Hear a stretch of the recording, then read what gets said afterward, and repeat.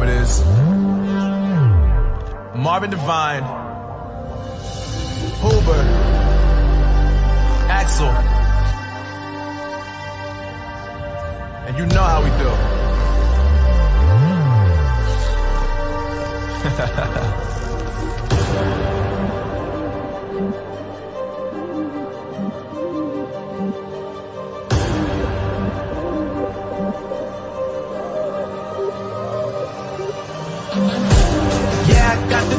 Yeah, I got the juice. Big game cool, make them look like cool. Always play it cool, that's the biggest rule. Forget what they doing, keep on doing.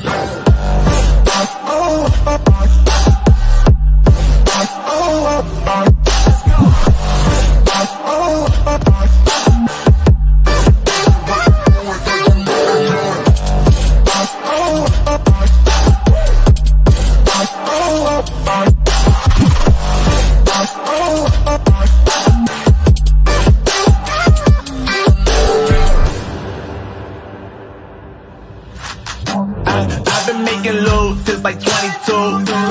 Ask me how I made it right here in the booth. I'm always pursued cause of what I pursue. That's greatness, yeah, I gotta make it, I got things to lose. Boy, wanna get in my crew, but can't get in my crew. Me, Axel, and Hubo way too fireable. When this joint drop, better call the truth. And when you hear the drop, better raise the roof. Better raise the roof.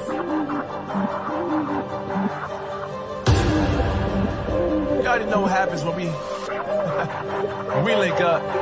Let's go. Yeah. All these brothers my guys, know that they fly, know that they ride or die. I keep waves by my side, CJ Ike, now I gotta roll with ice. Cold, these brothers my guys, know that they fly, know that they ride or die. I keep waves by my side, CJ Ike, now I gotta roll with ice. Ride or die, ride or die, ride or die, ride or die, ride or die, ride or die, ride or die, ride or die. Cold, these brothers my guys, know that they fly, know that they ride or die. I keep waves by my side, CJ Ike, now I gotta ride or die.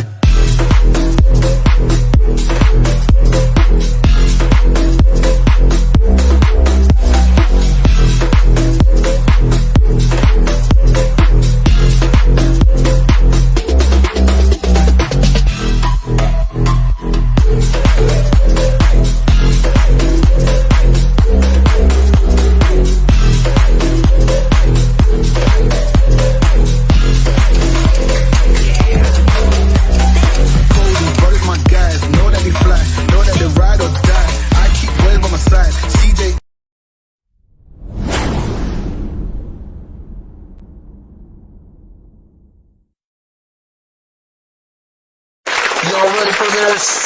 Yeah.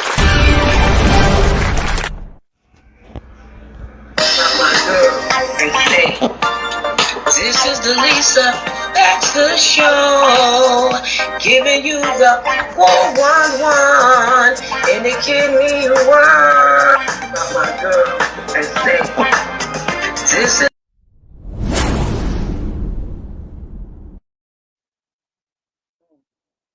Okay, so I guess we'll be waiting to be seen before they call us in to come get dialysis. So, how was your day?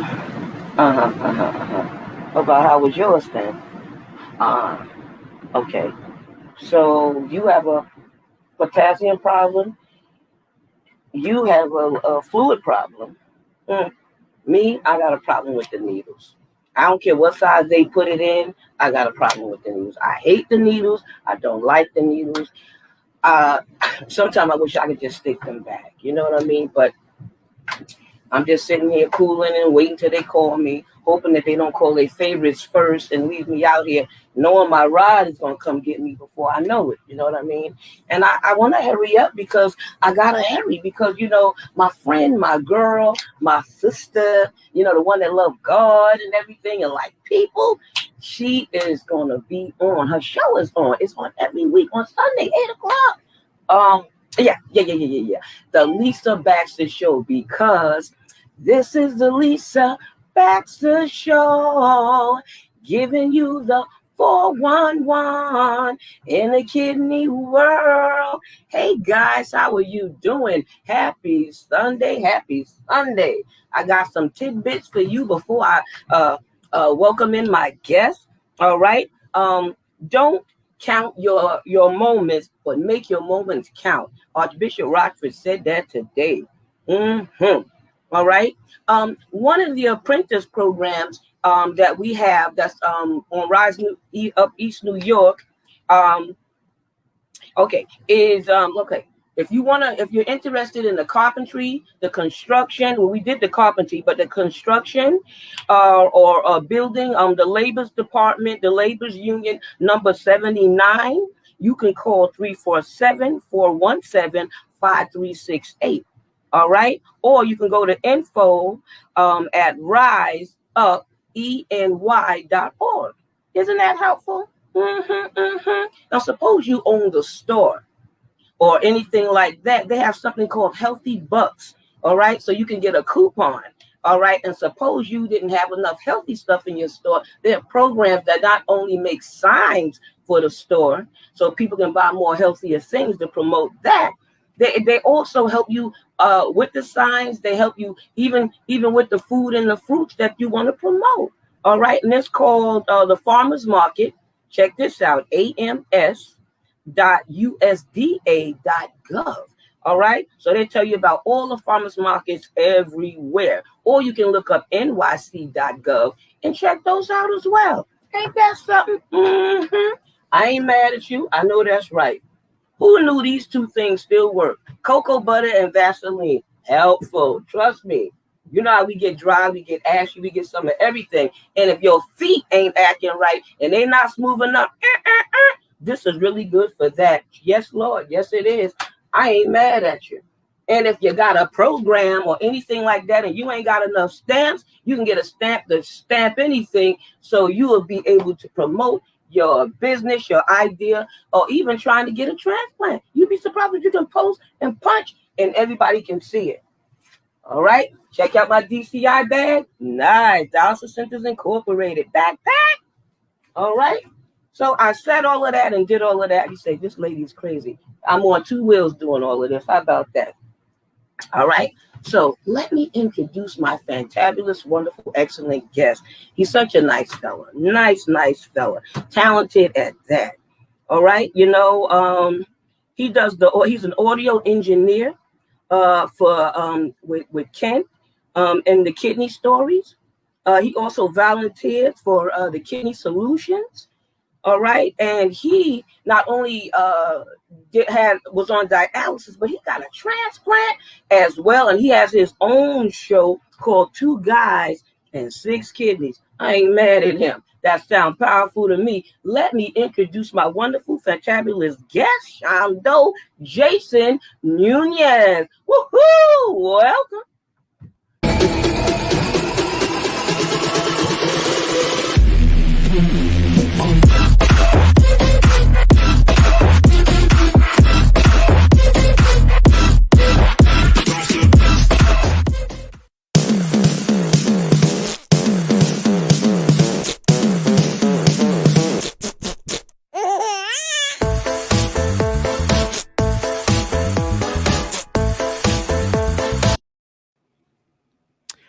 Well, hello, Lisa. Hey, how are Jason. you? Alive and Good to see kicking. you. I'm fine. I'm great. Blessed and highly favored. How about yourself? Blessed beyond my worthiness, my friend. Thank you so much for extending the invitation for me to be on your show.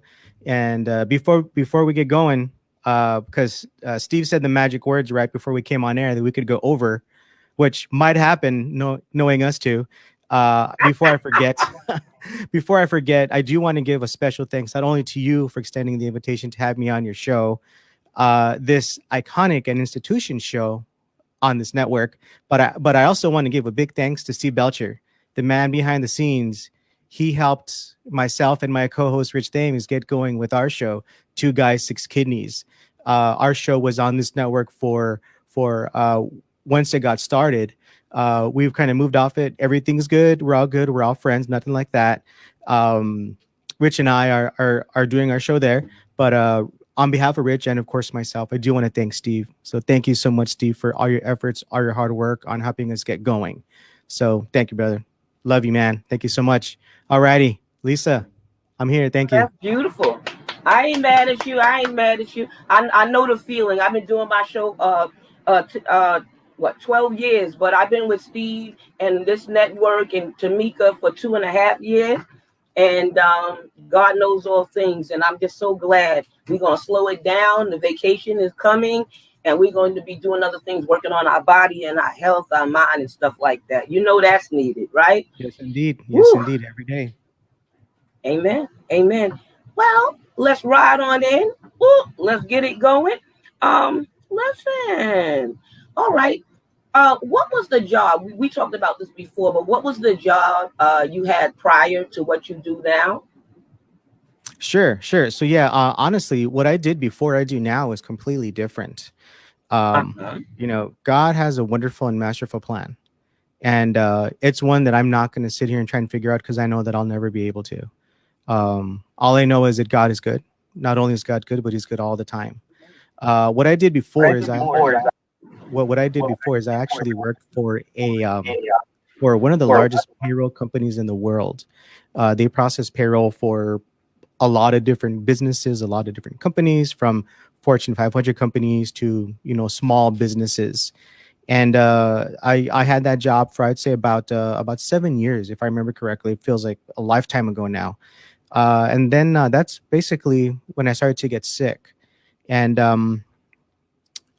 unfortunately, I was no longer able to work, and I didn't work for 4 years until I was blessed with the gift of life by receiving my kidney transplant on January 16th. And in those 4 years, I picked up a hobby. And now I'm the first to admit I do not have a degree in anything.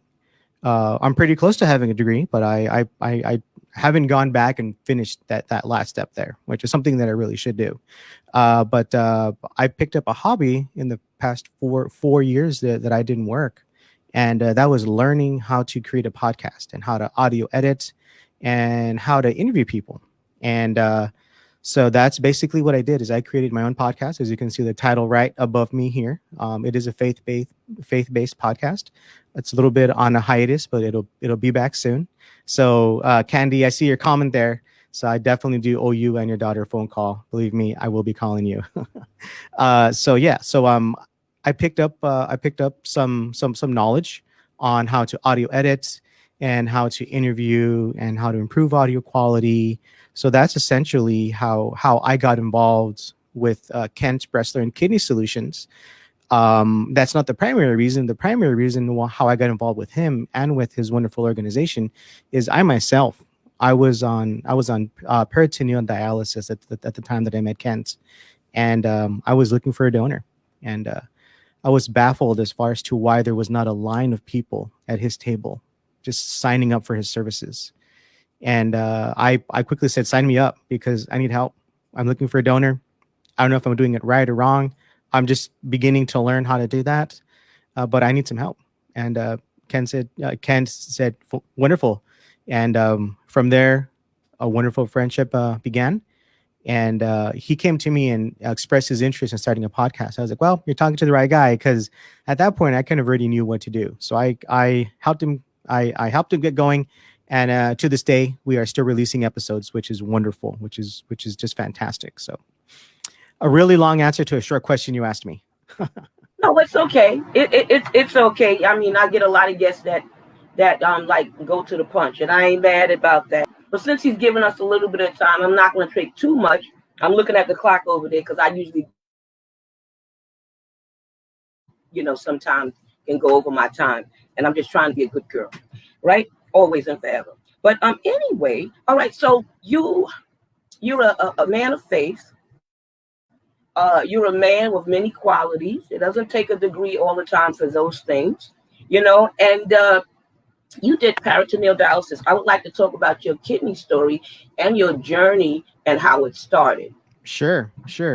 So it all started now with me going in to seeing a doctor for my kidneys. I actually went to a urgent care center, right, A lot of our stories begin that way. You know, I went to the urgent care center or I went to the ER because unfortunately a lot of us are quite, you know, are have a fear of seeing a doctor.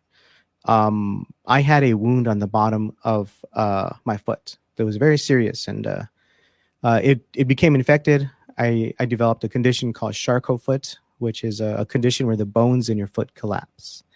And I went to the urgent care center, and they informed me we can do nothing for you here, but put an IV in you.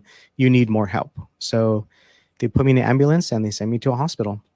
And in that process of trying to diagnose the type of infection I had in my foot and trying to, you know, operate to remove the infection and so on, a nephrologist came to see me, and I had no idea why I was on the renal floor. I didn't know what renal meant, and he told me that I had stage 3B chronic kidney disease.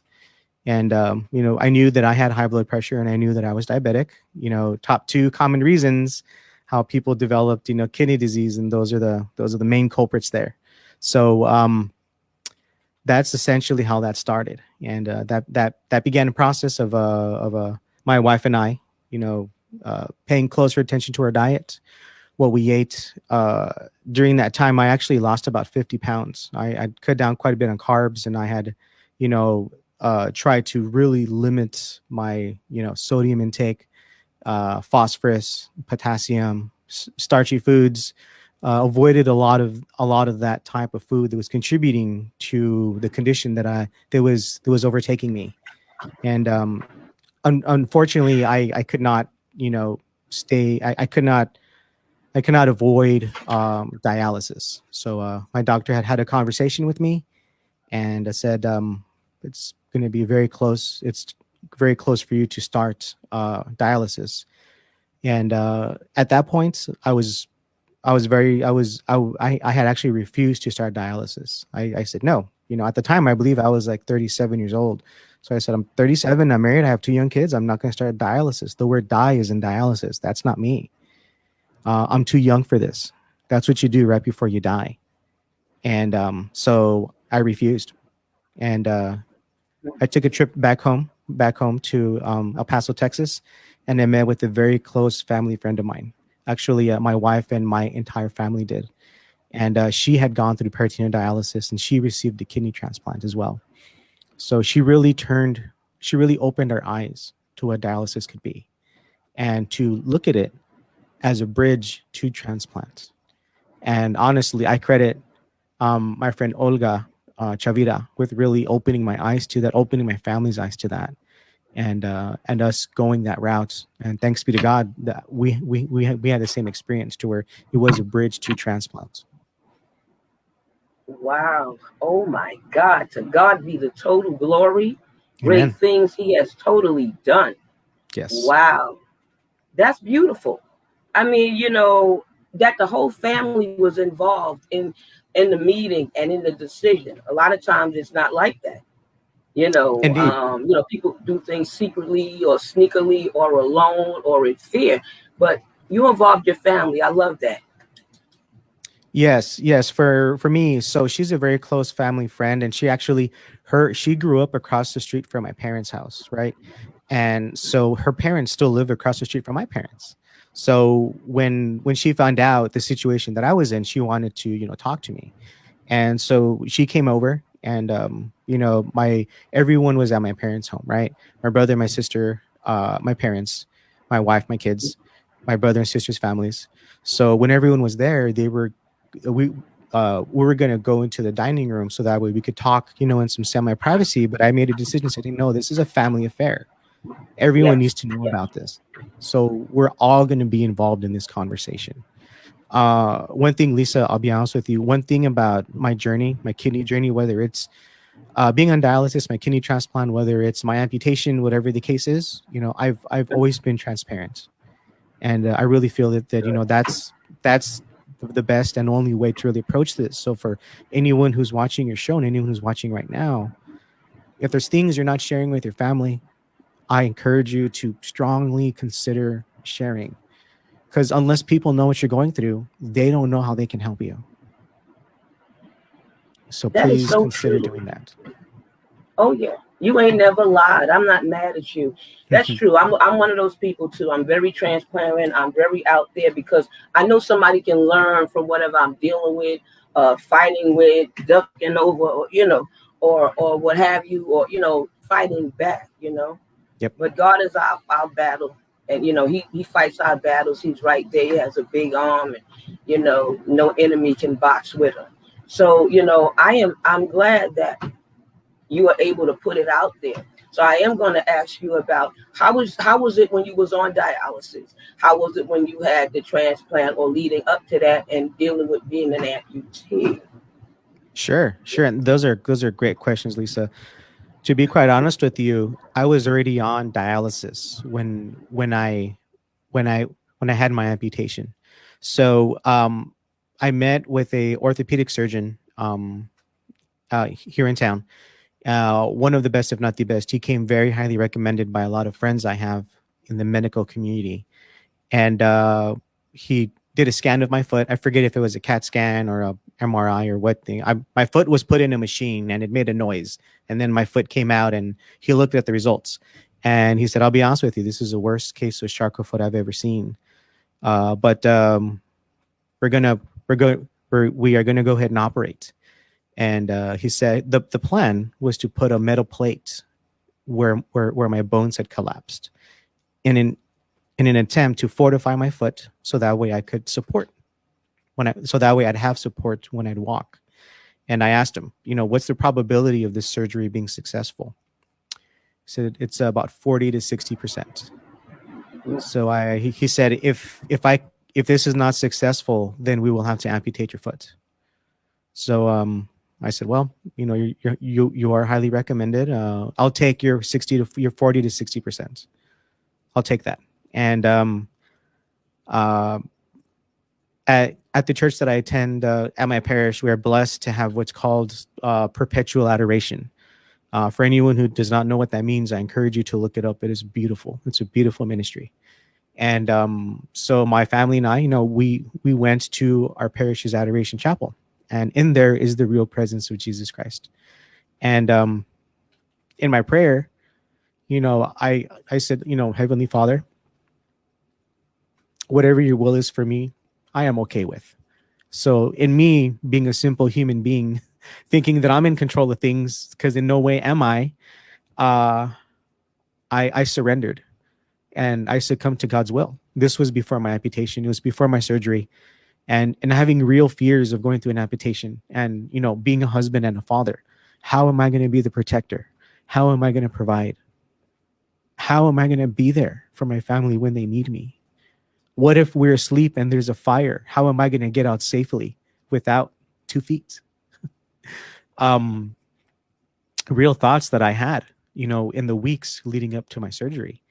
And after my time in the Adoration Chapel, and I surrendered,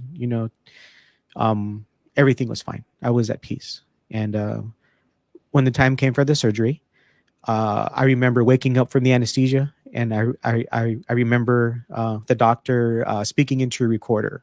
So he was essentially making notes for himself, right?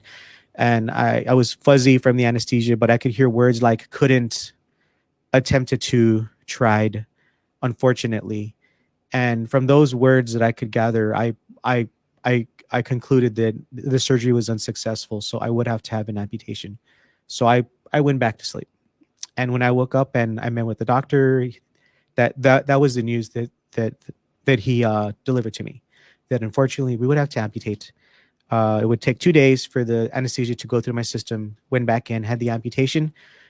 Thanks be to God, I received a prosthetic leg, and took a couple of months, but I was back up and around. And I was able to drive. I'm fully independent.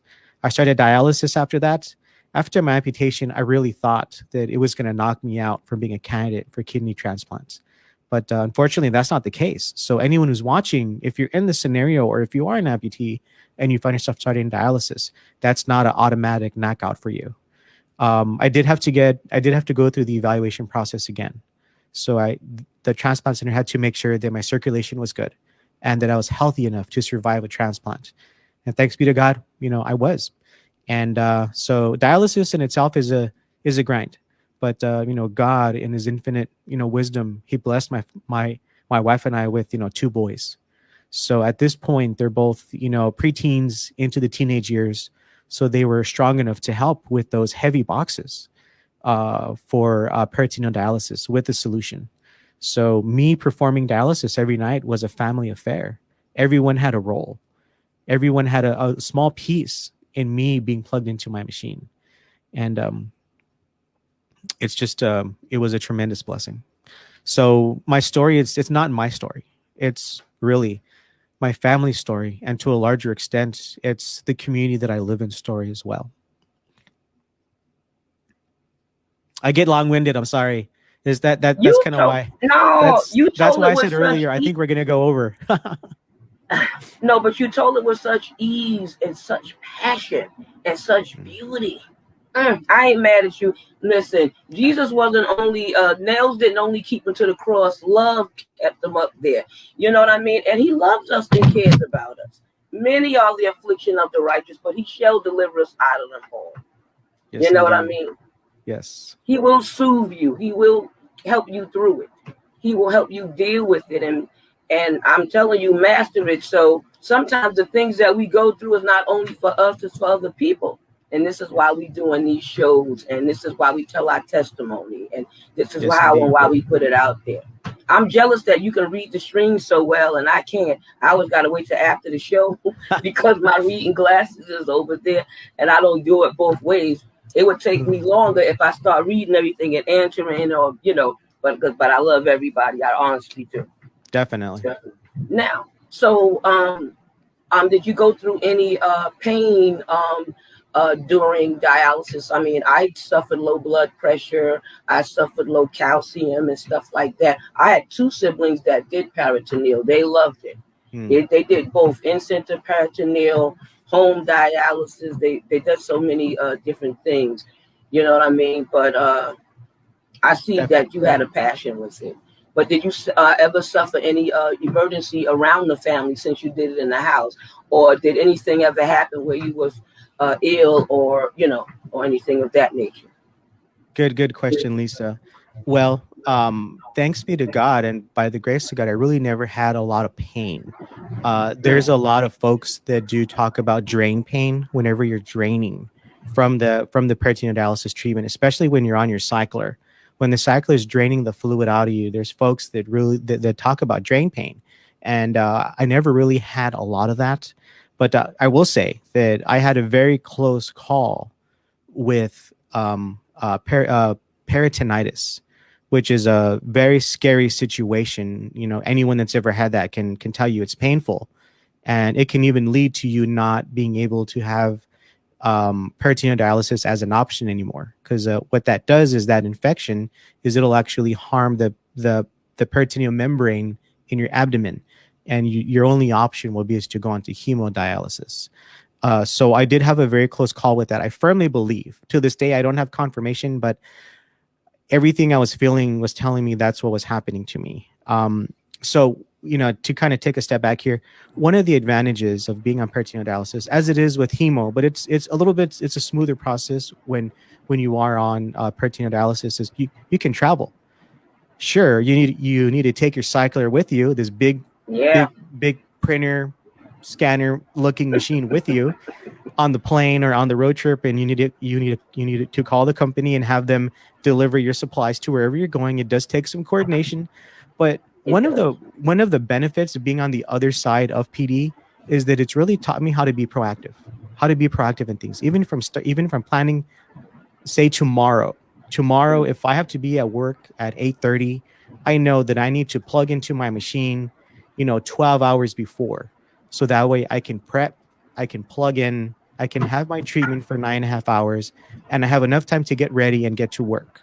So being on PD really teaches you how to be proactive. Same for traveling. It does there's a list, there's a checklist. You need to call the company, you need to pack your bag, you need to pack your supplies, don't forget your scale. There's a lot of stuff, right? But so we had returned from a trip, and thankfully I was able to borrow a huge custom-made suitcase for my cycler from my local, dialysis office that I would go to twice a month, right? So I was on my way taking it back to them so that way another patient could use it. And as I was getting ready and I was on my way, I began to feel chills, right? I began to feel chills and I began to feel fatigue and I started sweating. And none of that is normal when you're on PD. And so I got to the dialysis center and I parked my car and I had to take a moment to kind of gather myself because of how tired I was feeling. You know, when you're on when you have end stage renal failure, tired that's every day. But this was a very particular feeling type of tired. Like I was fatigued. I was really tired. Sure, I had the brain fog. I was tired all the time. And in times I was anemic, but I was feeling more tired than normal. I was able to muster enough strength to get off of my car, get down the luggage. And this sounds silly, but for those who have experienced it, know what I'm talking about. It is a great effort just to do that. And I walked into the office. I said, "Hey, I'm here to return the luggage," and I asked to see my nurse. My nurse's name is Angela, and they said, "Sure, just give us a moment." She walked out. She greeted me in the waiting room, and when I stood up, she looked at me and she asked if I was okay. She knew right away there was something wrong, and I told her, "No, I'm not feeling well." She's like, "Okay, come back." She brought me to the back. She sat me down in one of the rooms. She asked what was going on. I explained to her what I was feeling. She immediately plugged me into a manual bag. So for those who are not familiar, whenever you do a manual process on peritoneal dialysis, there's two bags and tube connecting the bag. One of the bag is empty and one of the bag is full of fluid. So she connected me to this set of bags and she drained all the fluid out of me. And it was kind of a blur after that point, to be honest with you. I believe she filled me after a period of time, but she put in some medicine. And she said, "Okay, just sit here. I'll be back. I'll be back." I forget how long she said she'd be back. So I just kind of hung out there, and I gradually felt better. It was like magic, where she put the medicine in me. She filled me with fluid, and I gradually the chills went away, the sweating stopped, the fatigue went away, and I felt better. It's almost like everything was going out of focus, and then it was coming back into focus. It was a very very, very interesting, situation. And she walked in, she looked at me and she asked me how I was feeling. I told her, "I don't know what you did, but I feel a lot better now." And at this point, we had a good rapport, her and I. So she knew when I was acting myself and when I wasn't. So she's like, okay, you're good. She didn't tell me anything other than that. So I really feel like she got me at the earliest stages of peritonitis, and she saved me from a big headache. Oh, wow. Well, that's great because, it could have been worse than what it was. Yes. I'm glad that you were smart enough to share with her. I'm glad that you did your homework and your research and, knowing about the things you're dealing with. Yes, it is a lot of stuff to take with you on a plane and on and everything, but at least you can still live and do and get things done. I mean, we went on a cruise, my sister and I mean, it took up most of the cabin. Yep. Okay. It took up most of the cabin. That was my sister D Simone, and we just took up most of the cabin. She had did 16 years of dialysis, but wow. mean, God bless her. But you recognized something was wrong and you knew something was off or different. You got to pay attention to your body and the signs, and you did, and I love that you get your family involved. My sister had all of us knowing about how to do PD. She taught her grandchildren, her children, and if you came over, you got a lesson. And my other sister, Yolanda, she did it at home. She did hemodialysis in the house, and her husband was always saying, "You want to get on? You next?" And I'm like, no, I'm ready to go to the center, but they enjoyed home. They enjoyed both. You know what I mean? I've only had it one way in the center, and that's all right with me. Now we're going to, let me see. Now, what happened when you got the call for your kidney, and what was you doing? How did you feel? You know what I mean? Was you surprised? Was you happy? Did you leap or jump for joy? Do a cartwheel with everything you got? Right. So when I received the phone call, it was interesting. It's one of those moments. I'm not sure if you've ever had this, Lisa, but there's a moment that happens in your life that's extraordinary, but you don't quite understand the gravity of it until after it's happened. And that essentially is what happened to me. My son was staying after school to help with the school activity. So I was sitting in the parking lot waiting for him to come out. And I received a phone call from the transplant center. And initially, when I was accepted into the transplant program, when I would get a phone call from them, I would stop the world to answer the phone call, right? As you should, because you think this is the call, right? The call. And monthly, the call I got from them that I would always stop the world for, I would even hang up on people I was talking to. I do it politely but urgently, say, hey, I'm getting a phone call from the transplant center. I'll call you back. And every time I answered the call, it was the person calling to make sure that my information hadn't changed, that my insurance was the same, that my phone number was the same, that my address was the same. So it was always like a hello, yeah, this is Jason. Yeah, yep. Insurance is the same. Yep, that's still me. That's still my address. That's still my phone number. So, in the back of my mind, when I received the call, I was like, they're probably just calling to verify information. It was later in the day than normal, but I just kind of chalked it up to that. So I was sitting alone in my car waiting for my son to come out. And it was my pre-transplant coordinator. She calls to kind of give me the news and give me a date. And I was so hyper focused on what she was telling me, because she was giving me dates and times and details, that I didn't want to miss anything. And when I hung up, that's when I realized, I was like, wait a minute, I'm getting a transplant.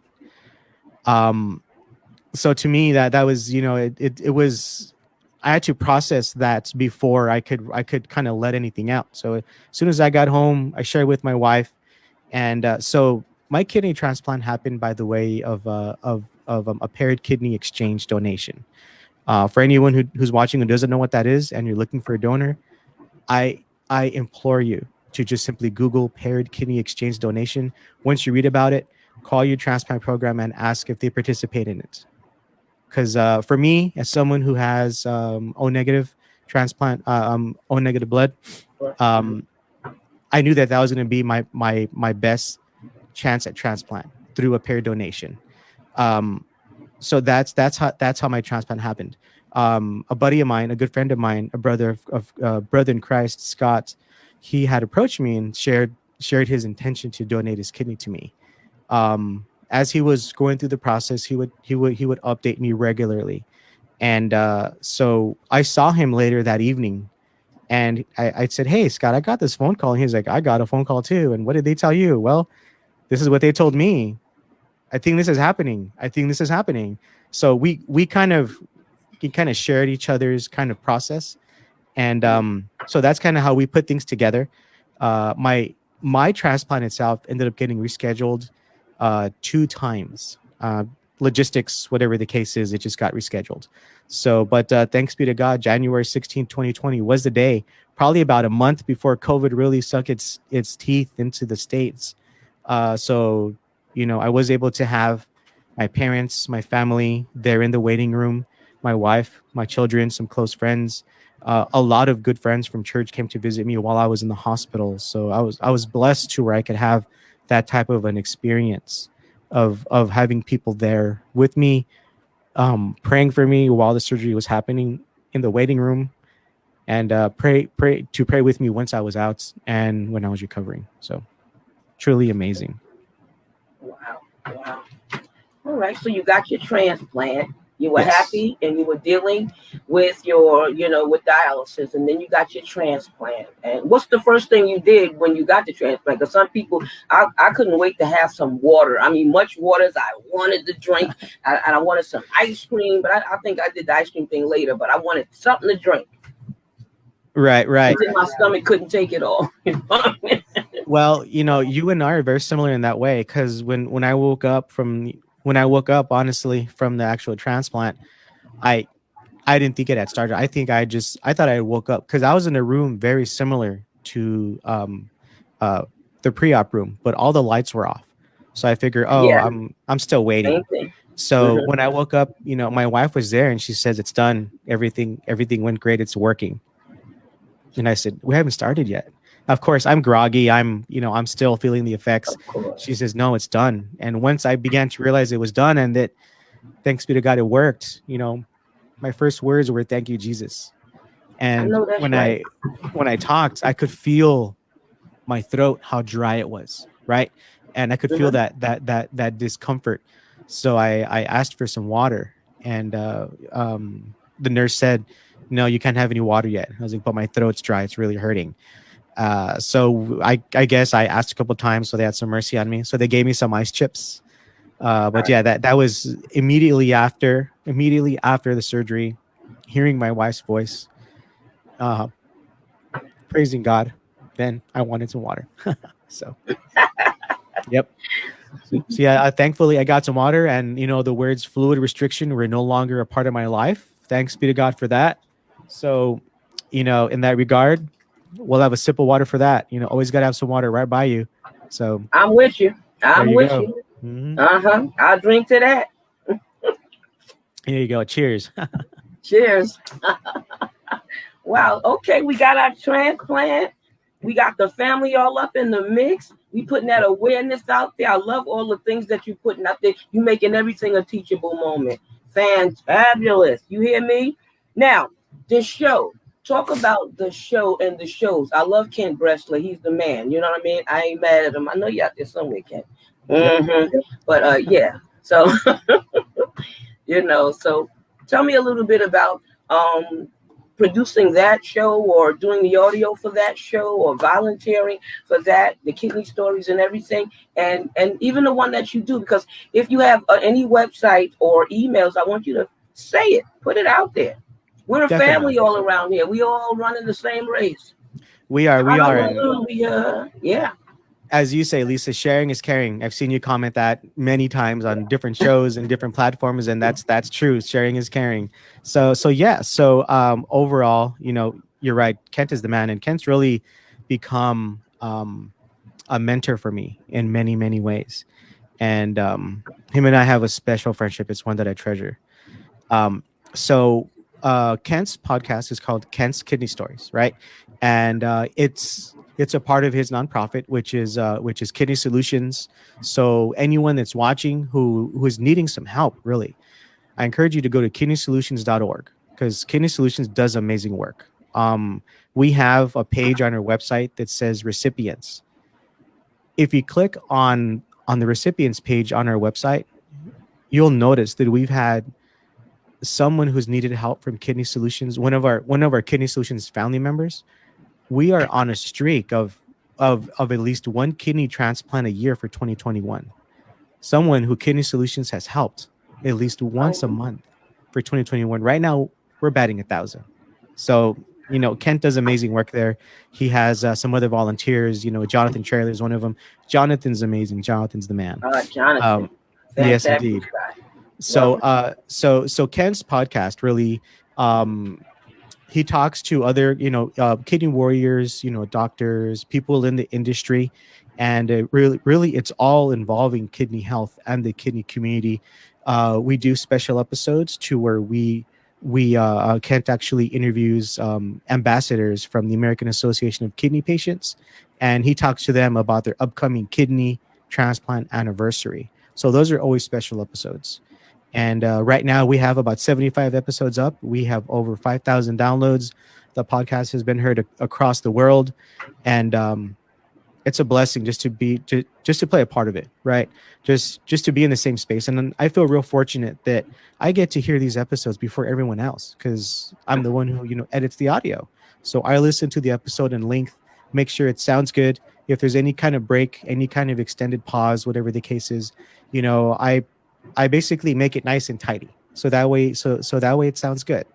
And it's definitely a very helpful show. You learn a lot. Ken is a wealth of knowledge, and there are so many nuggets that he shares that it's really, really, really helpful, and it's a real treasure to the kidney community. That podcast is. And it's available everywhere essentially. So anywhere you can find a podcast, whether it's on Apple Podcasts, Spotify, Google Podcast, Amazon. If you have an Alexa, you can say, Alexa, play Kent's Kidney Stories, and it'll play it. So, Wow. definitely. Impressive. Yes, yes, Impressive. indeed. I had a chance to be on the show too. And you Yes. guys treated me like a queen. Both of you. You know what I'm saying? I You treated me remember. like a queen. And I've hosted and did things with Jonathan, and he's been on the show. So has Kent. You know what I mean? We just one big happy family. It's funny how we all doing these shows and we all got a different flavor and a different stir, but we still running the same race. And I love that about all of us. You know what I'm saying? No competition, no fighting, and no stabs in the back. Nothing but love, baby. Jesus That's got right. love. We got it too. That's right. All it is love, because we're all, we are all running the same race. We Yeah. all have the same destination. We're all aiming at the same area, which is good. Mhm. As far as the Facebook Live show that I co-host with, it's with my buddy, my friend, Rich Thames. Rich and I kind of have an Yeah. interesting story.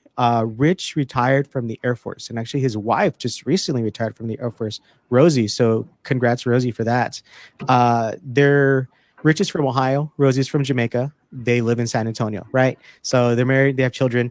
I met Rich on a Facebook group that was about peritoneal dialysis, right? So he basically, joined the group and said, "Hey, my name is Rich. I live in San Antonio, Texas. I have peritoneal dialysis. I'm just looking to meet people and, something along those lines." So I was like, "Hey, I'm in San Antonio too." So I commented, I requested, my friend requested him. The first time Rich and I met, we had spoken on the phone a couple times. We had planned to meet in person, but, being on dialysis, sometimes you just can't make it outside. You stay in because you're tired all the time.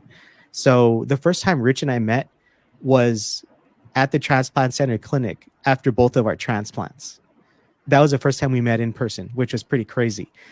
He received his transplants early in January 2020. I believe it was January 3rd. And mine was January 16th, about 10 days later. So our transplants were really close together. And so we were on the same schedule. Every week we had our follow-up visits after our transplant. So we got to meet, talk in person. Our wives met. Our chemistry was really, really good. So it was in those times that we got to hang out, waiting for us to be called to be seen by the doctor. I was like, "Hey, Rich, what do you think about this idea?" So actually, truth be told, it was going to be a podcast, and then it turned into a Facebook Live show. So that's basically how that started. Two Guys, Six Kidneys is a Facebook Live show specifically for kidney warriors who are on peritoneal dialysis, because that's what Rich and that was our journey. And so the first part of our show is, talks about life on PD.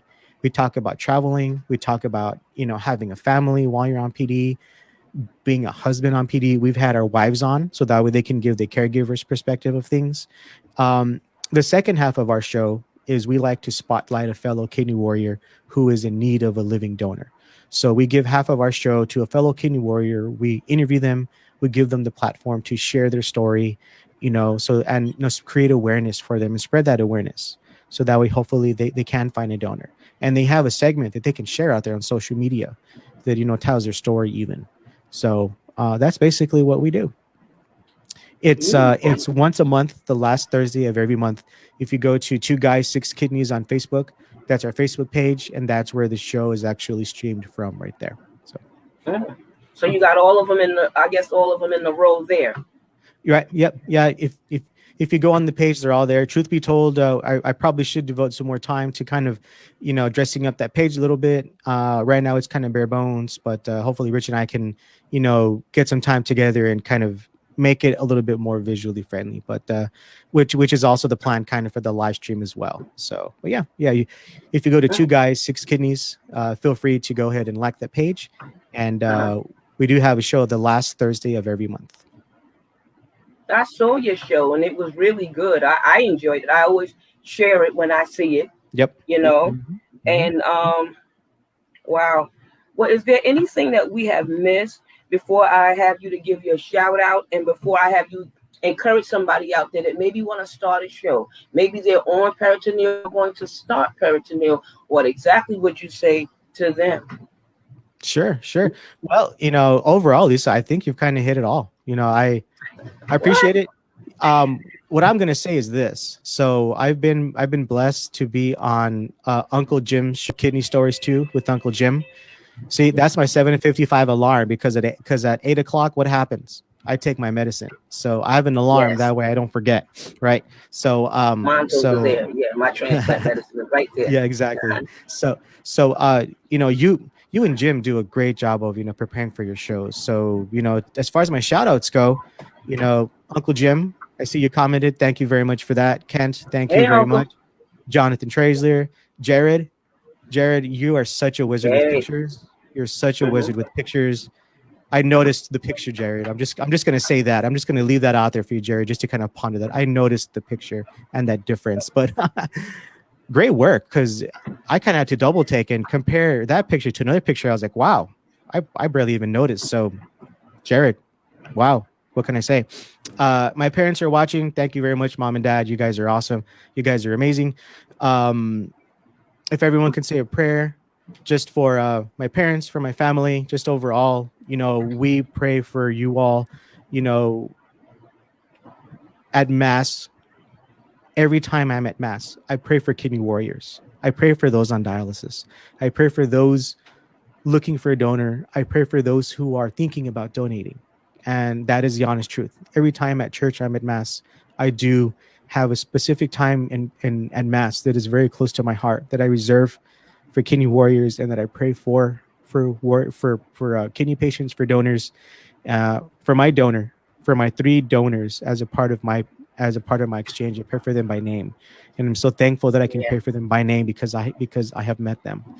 And shout out to everyone else watching, to my wife, to my kids, because they lift me up. And anyone that's watching, if you feel discouraged about your situation, I encourage you not to. I encourage you to be transparent. I encourage you to share your journey. Um, you will never know who you impact by sharing your journey.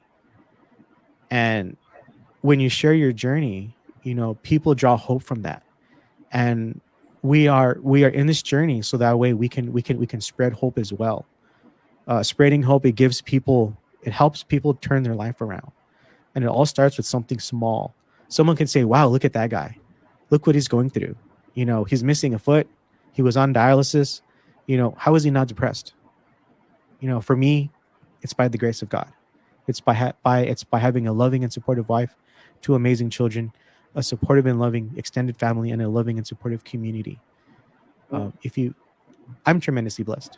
If people find themselves not in a situation to where they have a community, I invite you just to kind of step out of your shell and seek one out. Don't be scared. Do not fear. It says in the Bible 365 times, do not fear. One for every day of the week. Every day of the year, I'm sorry. Every day of the year. So there you go. Thank you for having me on your show, Lisa. This was awesome. Yeah, I loved you being on it. We waited for a minute, and we were both excited about it, and it's finally done. So thank you. I'm lost one of the is reality show. Thank you for what you're doing. Keep doing what you're doing. To God be the total glory. Many blessings to you and your family. I just know the anointing is all over you. God is just using you all over the place, and He's just anointing you as you're doing it. So keep up the great, fantabulous work, and you making us all proud. I appreciate you, and thank you once again. Have a great evening. My best to your wife and your whole family. Thank you, Lisa. God bless you as well for all the good work you're doing. Thank you so much. Thank you. Wow. See, guys, you done heard it. Look at this. A great show and everything. Well, before I let you go and you'll be gone, my question of the day for you is what can happen when you have too much potassium? That's one of the questions for today. All right. What can happen when you have too much potassium? All right. So enjoy your work week. Keep me in prayer. I did very good at the doctor. My bun is 1.1. My creatinine is 1.1, but the sugar is a little high and it's acting up. And they gave me this double medication and stuff like that.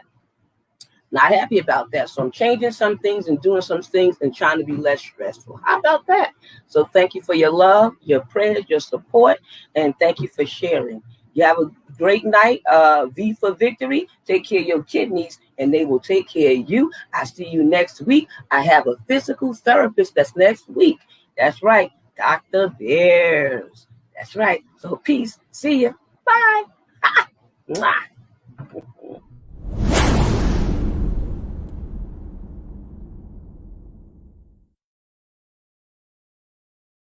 Y'all ready for this? Yeah. My girl, they say, this is the Lisa Baxter Show, giving you the 411 and the kidney one. My girl, they say, this is.